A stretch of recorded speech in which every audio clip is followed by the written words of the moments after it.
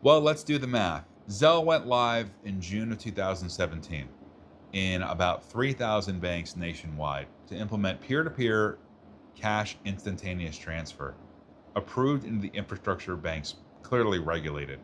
Okay, got it. It's pretty good coordination. It's a pretty massive level of coordination for the same service to go live in all these banks overnight. Got it. And then almost immediately afterwards, XRP goes from 0.006 cents up to its all-time high of $3.84, which is like a 50 or 70,000% increase. And nobody really knows why that happened. They just say, hey, every once in a while, XRP does these jumps. What if it's because a certain amount of liquidity was taken off the market and it was hidden inside that? Because when XRP came back down, it settled into the teens, I believe. It didn't go back down to a half a penny.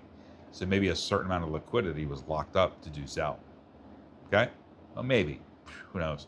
But what about PayPal? See, PayPal had been doing point-to-point instantaneous cash transfer for many years before that. Nobody really thought about that either.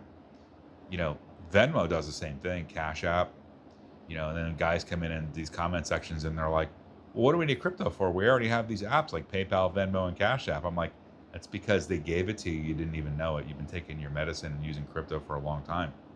Because PayPal pretty much runs on Hyperfabric. And PayPal just came out and said that they're launching their stablecoin on the Stellar network. So PayPal's pretty much handled all the retail, just like XLM Stellar. And Zelle's pretty much handled all the banking side of it, institutional. That's on the XRP ledger. And XRP's handling the institutional side. So you're just kind of seeing the finishing touches that they're putting on the system. They're spinning rims they're putting on. They've been working on the engine and getting the engine tuned for a very long time. PayPal with their offshoot of Venmo, with Cash App, Zelle. And if you watch Crypto Hulk, you'll know that they already have Ripple Singapore. It's been around since like 2013, where they basically tokenized gold and precious metals and started trading them and selling them. They did it as like a proving ground. And the website was just sitting there for Crypto Hulk. He pointed it out and then they took the website down. So you know he was onto something.